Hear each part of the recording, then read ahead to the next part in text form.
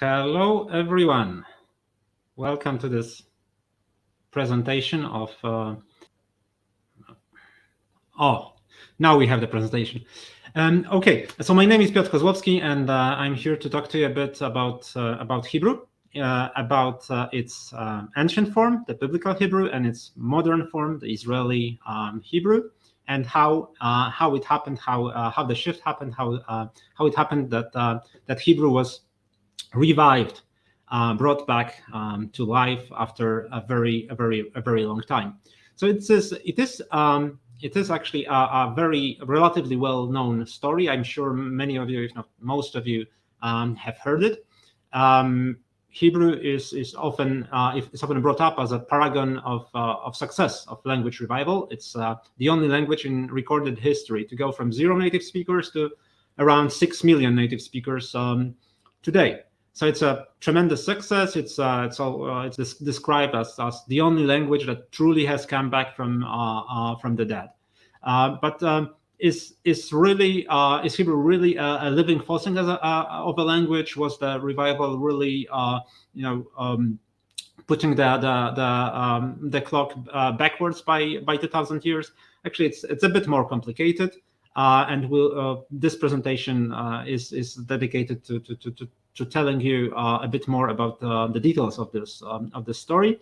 Let's start with the standard account of events in more detail. So Hebrew is a northwestern Semitic language. It is obviously the language of the Hebrew Bible. It was natively spoken and of course written for a period of around 10 centuries, around 1,000 years, between 10th century before Common Era and the start of the Common Era. During that period, Hebrew underwent considerable changes and was already falling out of use by the end of that period. So you may know that even some books of the Hebrew Bible Bible canon are not written in Hebrew, but in Aramaic, the language that was replacing Hebrew in use at that period. But what was really the death knell of Hebrew was the failure of the Jewish uprisings. There were many of them, Jewish uprisings against Roman rule, which were all defeated, subdued, and subsequently majority of the Jewish population was forced into exile, and this dispersal of the Jews into diaspora sealed the fate of Hebrew as a spoken everyday language. In diaspora, Hebrew was used. Jews retained their identity and they retained their language, but only partially. It was used mainly as a holy language, as a language of the Bible, as a language of the study of religious texts, as a language of prayer, of worship, of devotion, of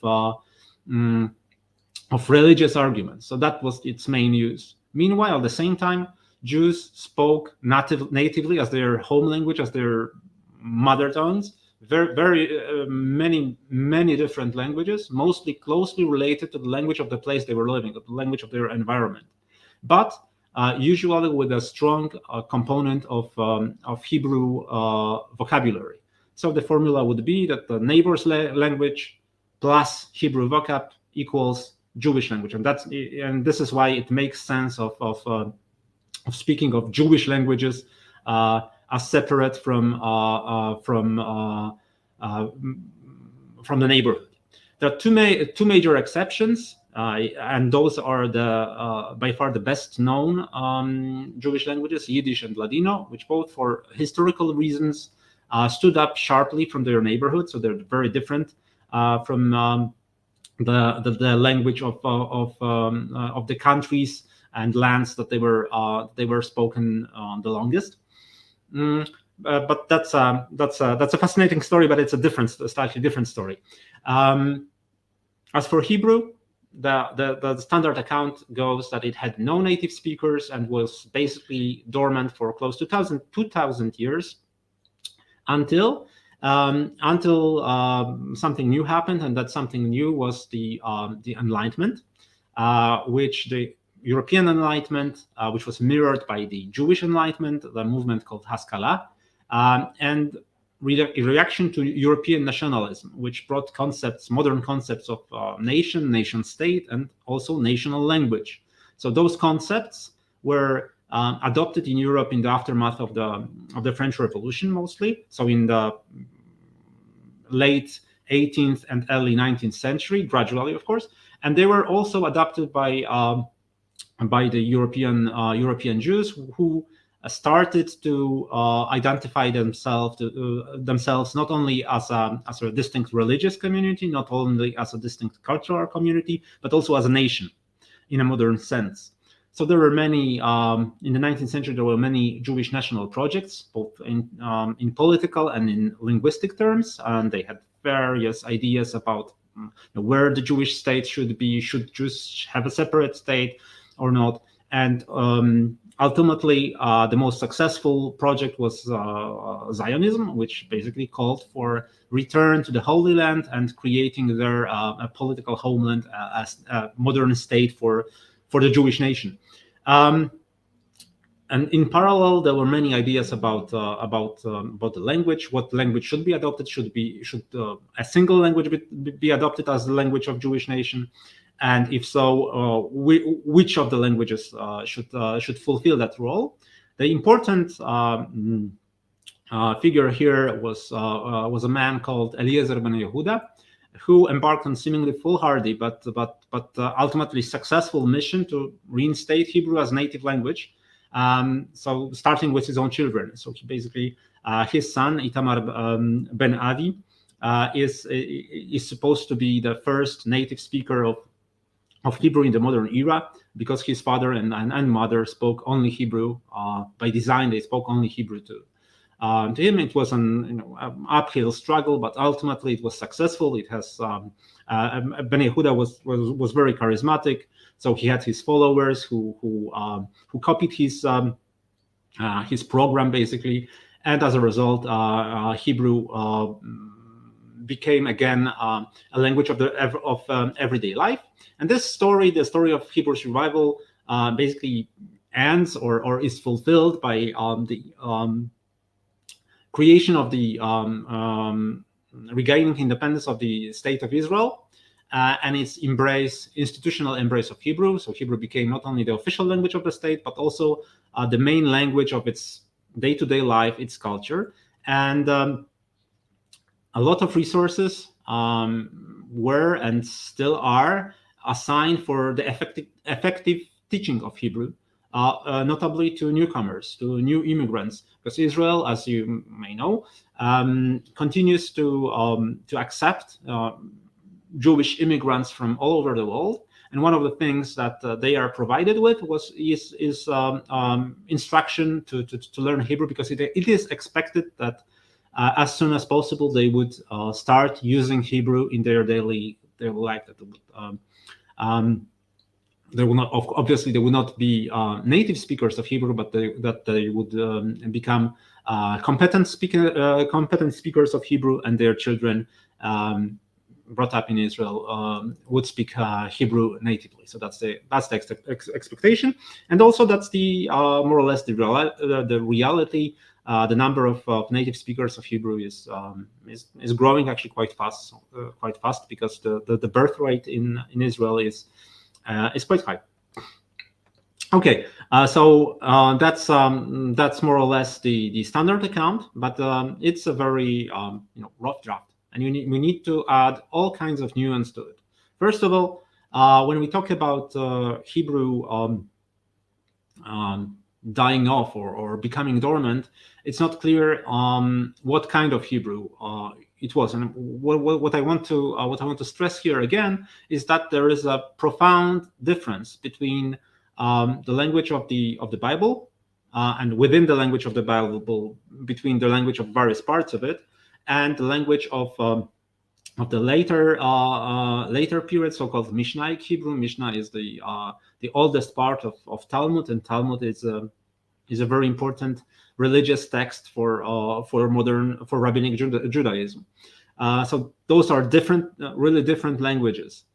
I mean, not different languages as totally separate, obviously, but in terms of grammar, significant changes between them. And also in the later period, but still, when Hebrew was spoken natively, there was growing influence of Aramaic on it. There was growing influence of Hellenistic Greek. So this is clearly visible. And another point is that in that period, when Hebrew was still spoken natively, it was not really standardized. Okay, so it had its holy texts, and the texts were a model, but the language itself was not standardized. That came later. That came in the Middle Ages. We have so-called Tiberian or Masoretic tradition, which was involved codification of Hebrew script, orthography, grammar rules, and also pronunciation. So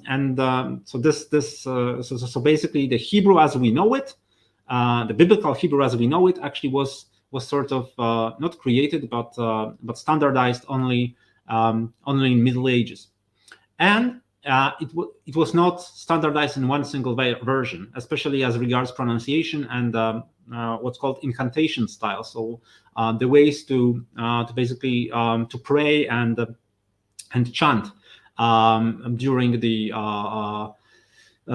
religious ceremonies. So they're different in different places of the world. The Jews created different traditions of pronunciation of Hebrew and of using Hebrew in prayer. And in order to hear it firsthand, that I think the best way would be to go to YouTube and see this video of A.Z. Formans. He does a great job of demonstrating the difference. So different kinds of biblical Hebrew already. Now, when Hebrew was dormant, as I called it, when Hebrew was in diaspora, it was traditionally learned as a holy language already by 3-year-olds. Of course, boys only, because women were not supposed to study Bible and to be educated in Hebrew. They didn't need Hebrew. But anyway, and of course, not everybody really spent their lives studying Hebrew, but there were always some people who were considered particularly gifted or promising, who learned the language from a very early age, from the age of 3, and used it daily, not for all purposes, but they studied it. They studied it continuously to the end of their life. So, in my opinion, the question of there being no native speakers of Hebrew throughout that period is not clear cut. Okay, Hebrew really was not used at homes, notably because women usually didn't speak it at all. But it was continually spoken, and of course there was also another layer because of the existence of quite a large number of proficient speakers of Hebrew. There were some avenues of extra biblical, so to speak, extra religious use of Hebrew. New genres were adopted, so poetry was composed. Original poetry was composed in Hebrew. Some literary works were translated into Hebrew. Various Jewish communities around the world communicated with each other in Hebrew because that was the only common language that they had. There was a lot of science being done in Hebrew, first under the Muslim Arabic rule, for instance, in Spain under Islamic rule, or in Sicily, but later in Europe. So the sciences of linguistics were actually quite well developed, and they were, treatises scientific treatises were written in Hebrew. And with the Enlightenment movement, there was a very significant move to in the 19th century to basically adapt Hebrew to discussions of modern science of that era, and of modern literature, to express new ideas. So a lot of vocabulary was created. Hebrew was modernized, so to speak, to enable it to function on the level of major European languages of the day. So this was before Ben Yehuda. If you want to learn more about this process, there's an excellent on YouTube. There's an excellent lecture by Professor Lily Khan about history of Hebrew as a Jewish language, history of Hebrew throughout the ages.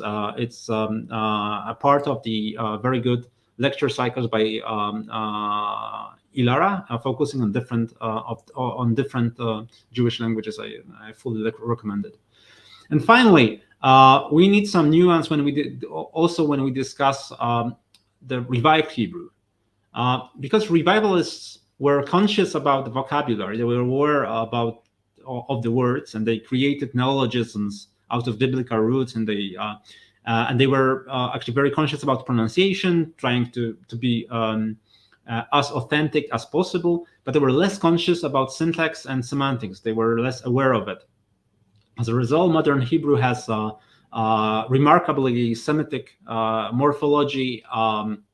So that's the how words are built and how our words change, and vocabulary. But it has quite European syntax in terms of how sentences put together. So, for instance, the word order in modern Hebrew, it's a subject, verb, object, as opposed to verb, subject, object in traditional Hebrew and other Semitic languages. Possessive suffixes were much less used in modern Hebrew than they used to be. The no particle doesn't inflect for person, and it used to. Apart, of course, those some of those changes. For instance, the shift of meaning of verb forms. So nowadays Hebrew has past, present, and future tense, but biblical Hebrew had only aspects. So perfective aspect. Which meant that the action was completed, but doesn't matter if in the past or it's completed in present or will be completed in future. So perfective, imperfective, opposition of aspects instead of opposition of time. So this change actually happened by the end of the Mishnaic period. As a result of all those differences, especially the syntax and deep structure differences, some linguists, most notably Professor Gilad Zuckerman, differentiate Israeli, what they call Israeli, from what they call Hebrew. So Israeli is a modern language, and Hebrew is the language, and they have different grammar. And Hebrew is a language which is modeled after the language of the Bible. And the differences, according to that view, the differences in grammar are big enough to treat them as related languages, but related but separate languages. Okay, a bit more about those differences. I write here, Shalom, Yalla, bye. So those are greetings. Shalom is a traditional Hebrew greeting, which is used to basically as hello. And Yalla bye is something you can readily hear when parting company with someone, among friends, for instance. Yalla is an Arabic word, and bye is an English word. And together, those three words really well illustrate the different components of modern Israeli Hebrew vocabulary. Okay, so you have a lot of traditional Hebrew words, words which were preserved or recreated from Hebrew, from original Hebrew roots.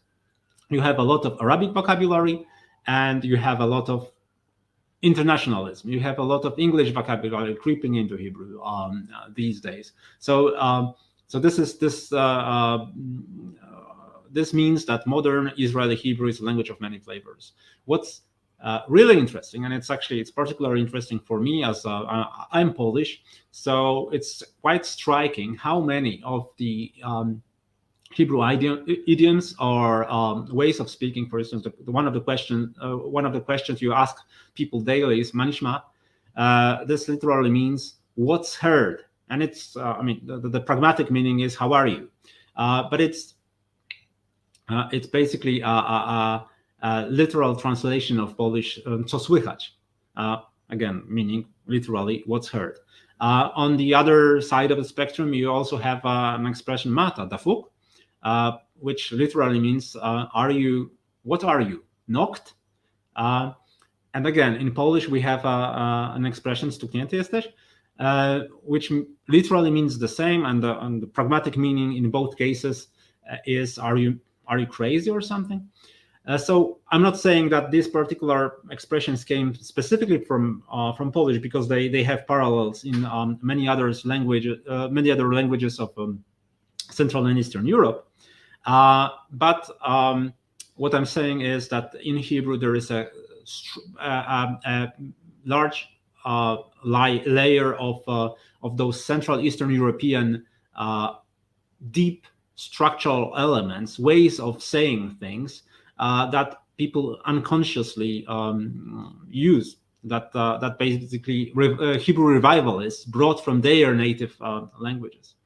On another, I already mentioned that there is a lot of Arabic vocabulary in, especially in colloquial Israeli Hebrew. But what's really interesting about those words is that a lot of them are extremely high frequency words, which you use to express emotional judgment. I mean, a value judgment. I mean, if something is okay, you say sababa. If something is great, you say achla. If you congratulate somebody on something, you say mabruk. You say ezebasa. If something is it's a bummer. You say ezekef. If something is it's wonderful. Okay, so whenever you feel you want to express emotions, you are very likely to use Arabic words if you are speaking colloquial Israeli Hebrew. And the same goes for swear words. I listed two most frequent ones here. I'm not going to tell you what they mean. You can easily check it. But those are really the most frequent among the most frequent Hebrew swears, and they are basically Arabic words. Okay, so what's another characteristic of Israeli Hebrew as a spoken language is that it has a lot of variation, but that variation depends on the native language of its speakers. So basically, you have the French accent in a French variant of Israeli Hebrew. You have a Polish variant of Israeli Hebrew. You have Persian variant of Israeli Hebrew. But what you don't have yet, as of now, is regional dialects within Israel. So basically, it's people speak differently, of course, but depending on their ethnic origins, not depending on the place largely, not depending on the place in Israel that they live. To add another layer of complication to this picture is that the Old Hebrew, the tradition, the different traditions of pronouncing Hebrew that were used in the diaspora, they survive in the practice of certain religious communities, subgroups of religious people in Israel. They still pronounce the language as their ancestors did when they lived in Europe or in Yemen or in Morocco. Okay, and this is very different. This is very different from how Hebrew is pronounced in everyday life. So this Old Hebrew actually survives. An important point to note, a very important point, is that the revival of Hebrew was not cost-free, in the sense that its success runs parallel to decline of other Jewish languages, which are basically losing speakers. Most notably, Yiddish has lost, compared to the period of immediately after World War II, the 1950s, 1960s even, it's used much less. It lost a lot of speakers in terms of numbers, but what speakers it has, they have a very different culture that was in place before. But it's also the case of many varieties of Judeo-Arabic, Judeo-Persian, Judeo-Aramaic, so variants of Arabic, Persian, Aramaic, and many other languages spoken by Jews. They are also all or almost all falling very quickly, falling out of use. And this process, in part, it was natural. It had a lot to do with people basically migrating, changing their environment. But there was some pressure to assimilate linguistically, especially in the pre-state period before the creation of Israel, in Israel's independence. There was a movement which was called the Battalion of Defenders of the Language. They had quite rough tactics, trying to intimidate people, even getting into street fight, trying to intimidate people into speaking Hebrew and not other languages. There was the slogan "Ivri dibar Ivrit," which means basically Hebrew, speak Hebrew. Okay, so that's the underlying claim was that only Hebrew is the legitimate language to use if you are Jewish and if you live in the land of Israel. So there was this a bit of a nasty stuff historically. However, as I mentioned quickly before, a lot of those other languages, Yiddish and Arabic and others, a lot of them, the previous languages spoken by previous generations of speakers, they survive under the surface in expressions, in ways of speaking, in emotions of speakers of Israeli Hebrew. And particularly fascinating case here is Arabic, because on one hand, it used to be home language for many Israeli families. For instance, those people who came to Israel from places like Morocco or Iraq, they mostly spoke. They are very large communities, and their everyday language used to be, in most cases, Arabic. But then second, it's still widely spoken in Israel, notably by Palestinians, by Palestinian citizens of Israel. On yet another hand, it's strongly marked as the language of the other. Okay, so it's Arabic is a language of countries who are seen as and really are in some cases enemies of Israel. So it's a language of the enemy, language of the other. But still, because it's so prevalent both in the immediate neighborhood of Israel and inside Israel itself, my bet is that its influence on spoken Israeli Hebrew will probably grow, even though there are some political sensitivities surrounding it. But I think that's the future trend. Okay, Hebrew is not the only language that people try to revive, to reinvigorate, but it's a unique case. And if we think about the lessons which can be applied to other such situations, the first lesson is it's a unique case. It's difficult to replicate, because even during its dormancy, Hebrew was widely known. People were literate in it. They were seeing it as a prestigious language. This is certainly not the case of many other languages being revived. They are actually seen as low status languages. And another factor was that we had extreme determination of language pioneers and success in lobbying the pre-state structure and early state structures to dedicate a lot of infrastructure and resources to the revival of the language and to making it the only official language. I mean, in practice. So this has had huge influence. Also, Hebrew was, in practice, it was the only realistic common language to be able to unite very diverse Jewish populations. Whereas in case of, I don't know, Irish, Manx, or Cornish, which are other languages being revived, those people, it can be argued that those people already have common language. I mean, that they all speak English. They don't really need the revived language to be able to talk to each other. Okay, so those are some factors which played a role in the success of Hebrew. and which separate it from many other cases of language revival. If you want to learn more, you can look for free MOOC, open online course on edX. It's called Language Revival, and Hebrew is one of the most important case studies discussed here, one of the most important cases. So I highly recommend you take a look. Okay, so that's all for this brief account. Thanks for watching. You have my my credentials here, and my coordinates, not credentials.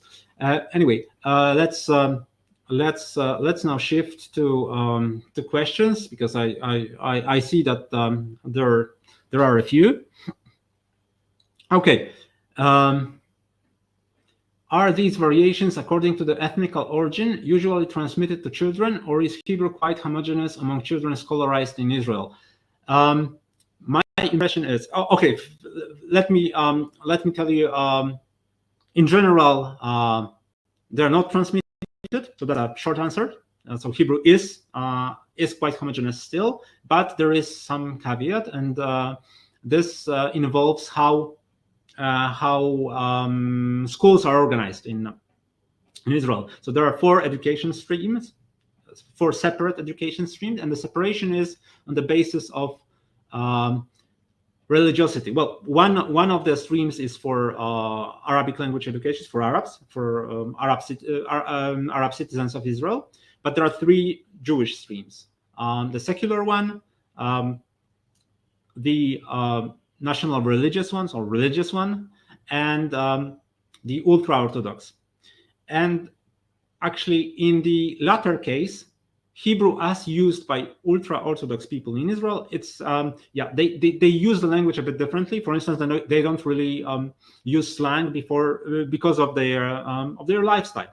Okay, so in that way, yes, there are some characteristics of spoken Hebrew spoken by that group, which is not really I mean, it's both ethnic origin and religiosity that involves that membership in that group involves, that it really is passed from generation to generation. But in general, no. And with time, the proportion of native to non-native speakers of Hebrew changes in favor of native speakers. So it's becoming more uniform, so to speak. Okay, let's move to. I hope this clarifies. Let's move to another question. Do you have a comparable view of ethnical movements of the revival of Hebrew with the creation of modern Standard Arabic, which both took place in 20th century? I'm not sure I understand the term ethnical movements that you mentioned here, but in terms of comparison, some elements are similar in that the conscious attempt to modernize the vocabulary of a language, but to falling back on its classical root system. Okay, so you create neologisms for new concepts, but obviously there are many differences because in general, well, Hebrew is much smaller. It has much lower number of speakers, and basically there is only one Hebrew-speaking state, and there was only one variant of Hebrew being revived. Whereas even if there is a lot of coordination between the various Arab states as regards the language, they have always been different centers which sort of competed. So you even in terms of the vocabulary of modern Standard Arabic, there were regional different preferences or differences. So in some places, different strategies were adopted. But in general, the idea that both were were sort of an answer to the demands of modernity and to the concept of standardized national language. Yes, that's shared. Okay, I think that that's all on that. Another question.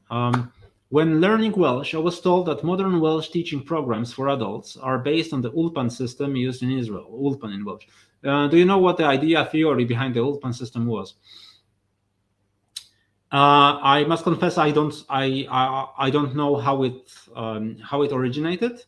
What I know is more or less how it functions. So there are first, Ulpan means just studio. It's a normal word. But in this particular sense, it means a place to a certain particular type of place that Hebrew is taught. There are different types of Ulpan. There are commercial ones which operate as basically language schools operate anywhere that you go once or twice a week. But what's really specific to Israel is that you have standard courses for immigrants, which are really intensive. And people are not paying to this. They are entitled. I mean, if you immigrate, you are entitled to participation in Ulpan, and it takes. I think it takes 5 months and 5 days of study, and I think 6 to 8 hours of instruction per day. So it's actually quite intensive, and yeah, and then one of the purposes also is that that you have mixed groups that try to develop a sense of community. So teaching language is one of the goals, and the overarching goals is basically to make it easier for people to fit into the modern mixed Israeli society. So you have immigrants from different origins getting together, getting to know each other, and learning Hebrew together. So this is what it consists of. And the key points is that the amount of hours and the fact that that basically is provided free of charge. It's part of the package that new immigrants get. Okay. Do you think that another question? Do you think that the changes in technology, economy, global ideological landscape, etc., since the start of the 20th, but I think 21st century, have made language revitalization easier or harder? I think actually both. So it's simultaneously easier and harder because it's easier because you have with modern technology you have a lot more tools in your toolbox. You are not you don't have to rely on your immediate neighborhood. So you can maintain contact with your language even if it's spoken in dispersal. You don't have to be in a particular place to be able to use it, to relearn it, to create materials in it. And the cost of producing language materials has fallen significantly, right? So so in that sense it's easier, but it gets harder in that as we are all connected to a single system of exchange of information. Basically, there is fierce competition between various types of content. And in a way, content created in smaller languages, including in revitalized languages, now has to compete with a lot more things. Everybody has options, and so this makes it much more difficult to arrive at the kind of determination that's really necessary for the success. I mean, I really recommend you to look at to read more about Beni Yehuda's family and how they approach it, and then you can see that that their attitude to language was almost religious. So I think it's hard to replicate. Another question: what about the Hebrew spoken by Palestinians? Yeah, that's a very interesting thing. You have some processes happening in parallel. Basically, almost all, practically all Palestinian citizens of Israel speak Hebrew very well, but sometimes with a noticeable accent, and so they are quite recognizable as second language speakers. They actually they're I'm trying to recall a specific example, but I think they have there have been some influences, let's call it errors. I mean, the ways that Palestinians speak Hebrew, which crept into colloquial Hebrew usage as the new norm, so that they were Palestinian innovations adopted by Jewish Israeli speakers. And as Arabic is influencing spoken Hebrew, also Hebrew is influencing spoken Arabic, spoken Palestinian Arabic to a large extent. So the languages are actually engaged in a very complicated contact situation. Okay. Let's. I see that we have a clarification of a previous question. I did mean 20th century compared to when the Hebrew revitalization started out. Well, the Hebrew revitalization started in the let's say last decades of the 19th century. I mean, started for good. I mean, we have to separate the two phenomena which are related. One is expanding the range of topics that you use Hebrew to discuss, and this happened throughout the 19th century, gathering pace. And second is the idea that Hebrew can be really a home language, not only a language of the literacy, informed discussion, and science, but also the only language of someone. So that's the second part. This is the 1880s, 1890s. So basically, between that and the beginning of the 20th century, I mean, I think this is a single period. It wouldn't have been possible before, I think, because of the kind of communication, of the level of education that people in Europe would attain. I mean, when we see 19th century, you see that the huge gap in literacy between Europe of the beginning of that century and by the end of it. So in that sense, yes, this was crucial. And finally, note, Hebrew became the dominant language of Jews in Palestine before the independence of Israel. Yes, sure. Actually, the language struggle, which was happening within the Jewish community in Palestine, it was decided in favor of Hebrew before the Israel's independence. So already the pre-state institutions used Hebrew.